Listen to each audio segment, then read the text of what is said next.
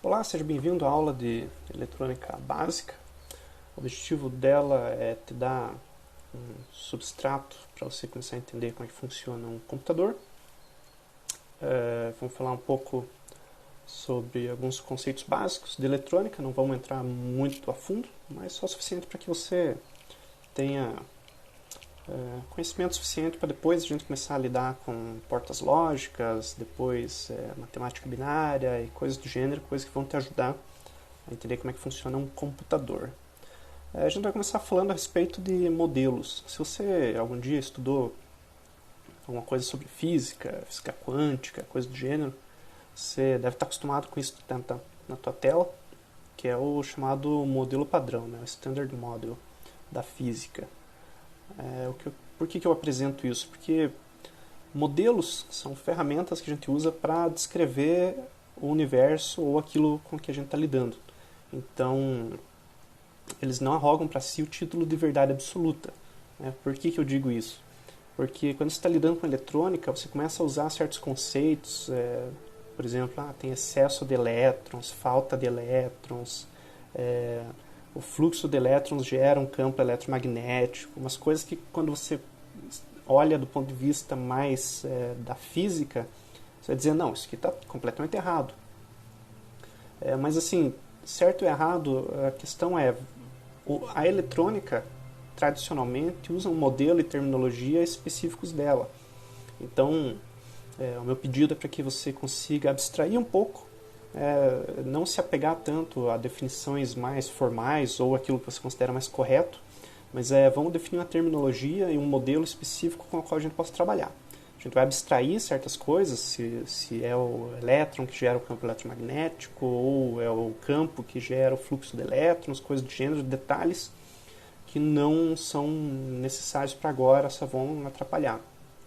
Eu falo isso porque estudando eletrônica, eu chego em conceitos que eu acho meio esquisitos. Eu sei que eles, aplicados em outros modelos, eles simplesmente não têm um fit, não se adequam bem, mas de qualquer forma é o jeito que a gente trabalha, a gente consegue entender. Tá? O básico de tudo é a eletricidade. Eletricidade nesse mundo vem em dois sabores, que são corrente alternada, né, e corrente contínua. Quando se lida em corrente alternada, você pensa mais em ondas. A gente vai ver depois por quê. Mas para esse começo a gente vai falar sobre corrente contínua. Corrente alternada, você sabe, é aquela eletricidade da tomada, né? E corrente contínua geralmente é o teu circuito que usa pilhas ou bateria. Então, na corrente alternada a gente lida com ondas, basicamente. A gente vai ver por quê. Mas na corrente contínua a gente trabalha com fluxo de elétrons por algum meio. Então eles fluem do polo negativo, que tem excesso de elétrons, para o polo positivo, que tem uma falta de elétrons. Então os elétrons fluem do negativo para o positivo. Então você tem aqui a sua pilha, né, que todo mundo conhece muito bem. Olha que desenho bonito. E ela tem um polo positivo, né, e tem um polo negativo. As pessoas tendem a achar que a corrente flui do positivo para o negativo, quando na verdade é justamente o contrário, né? Ele flui do negativo para o positivo. Antigamente eu tinha essa concepção, mas essa é a concepção mais intuitiva, mas enfim, os elétrons fluem do negativo para o positivo. Aqui a gente tem um exemplo de uma pilha ácida. Tá? Não vou falar sobre os materiais que formam essa pilha, mas o que importa é saber que a pilha basicamente ela funciona como uma reação química, né? Ela tem aqui vários reagentes químicos que estão juntos, né? Seja o zinco, seja a barra de grafite, essa pasta do meio. Essa pilha ela, é como se essa reação química ela quisesse acontecer, mas ela é impedida. Pelo quê? Pela falta da corrente de elétrons. Tá? Se você simplesmente pegasse os materiais da pilha e misturasse um com o outro direto, em um meio em que fosse possível que os elétrons se transferissem de um material para outro, de uma molécula para outra, você não teria uma pilha. Então a pilha é essa reação química que está querendo acontecer, que ela tem tudo para acontecer, mas só falta os elétrons serem transferidos de um elemento para outro. E isso se dá por meio de algum circuito que se coloque no meio. Então a pilha funciona de uma maneira geralmente química. Mas, voltando à questão do sentido da corrente, existe na eletrônica tradicional o sentido convencional da corrente. Então, o fluxo dos elétrons se dá, na real, nesse sentido, quer dizer, eles saem do negativo e vai para o polo positivo, de uma pilha ou de uma bateria, por exemplo. Mas o sentido tradicional ele faz esse caminho oposto, né? Como se você tivesse uma carga positiva rodando pelo circuito. Isso é só para você, um dia, se começar a ver diagrama de eletrônica, coisa assim, e olhar como se fosse um fluxo indo do positivo para o negativo, você entender que, ok, esse é o chamado sentido convencional da corrente. Mas, na verdade, os elétrons estão indo do polo negativo para o positivo. Então, os conceitos essenciais que a gente vai ver aqui agora são tensão, corrente e resistência. Tá? O que é a tensão? Tensão é a chamada tensão elétrica ou diferença de potencial. Por que diferença de potencial? Potencial elétrico. Ela é a diferença entre dois pontos dentro de por exemplo, um circuito. Se eu pensar na pilha, você tem uma diferença de potencial elétrico entre o polo negativo e o polo positivo. Você tem muitos elétrons no polo negativo e eles têm uma tendência a ir para o polo positivo. E a gente aproveita essa tendência para acender uma lâmpada, girar um motor, dar energia para um circuito eletrônico, coisas assim. Mede-se em volts, como você sabe muito bem. Você pega uma pilha, é 1,5 volt, você pega uma bateria, 9 volts, a gente mede essa tensão em volts. E a palavra-chave é potencial para você entender a tensão. Então a tensão ela não é uma medida que você tira do circuito enquanto ele está funcionando, digamos assim. A tensão ela é um potencial. Qual é o potencial, qual é a diferença de potencial entre um polo e outro. É diferente, por exemplo, da corrente que a gente vai ver depois. Tá? O que é a corrente? O que é esse conceito? Vou começar mostrando, na verdade, que ela é medida em amperes. Você já viu essa medida antes, né? Quando você vai comprar um chuveiro, não, chuveiro não é em amperes.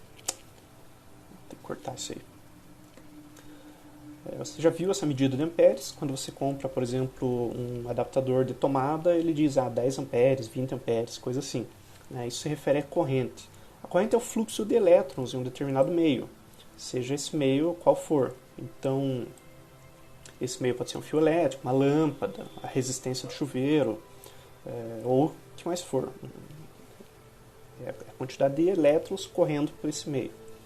Curiosamente, as pessoas têm uma ideia de que o elétron vai correr dentro desse meio na velocidade da luz, ou coisa assim. Isso não é verdade. O que acontece é que uma medida de velocidade dos elétrons dentro do meio, que seria, por exemplo, um fio elétrico, é cerca de 1 centímetro por segundo. Então você conta 1, 2, 3. Esse elétron saiu de um ponto e ele andou 3 centímetros, mais ou menos. Ele é lento. Então, por isso que a corrente ela é baseada na quantidade de elétrons que estão se movendo nessa velocidade até bem baixa dentro do fio. Elétrons livres, né? Medida em amperes, a letra que a representa é um I maiúsculo. Eu botei aqui minúsculo só para você poder enxergar o pingo, mas para você lembrar, você tem que pensar em intensidade da corrente, né? Quão intensa é essa corrente. A palavra-chave para você entender é fluxo, né? O fluxo de elétrons dentro de um meio é o que configura uma corrente. Então, se você tem uma diferença de potencial, essa diferença de potencial, essa tensão, quando aplicada em um meio, ela gera uma corrente, né? Você tem a resistência. O que é a resistência? É a capacidade de dificultar o fluxo de elétrons. Então, se você tem...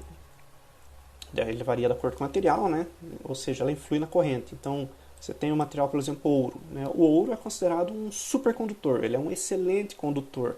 Então, ele tem uma resistência muito baixa. Quer dizer, se você aplica uma diferença de potencial num fio de ouro, os elétrons tendem a se mover com muita facilidade dentro desse meio, que é o fio de ouro.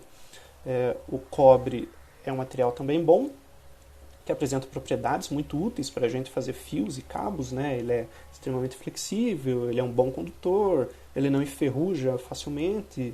É diferente, por exemplo, do ferro, que é um bom condutor, mas ele já tem uma maleabilidade menor, ele tende a torção e tudo mais. Se você pegar um outro material como borracha, você vai ver que ele é um péssimo condutor de elétrons. Então, a resistência desse material é extrema, é muito alta.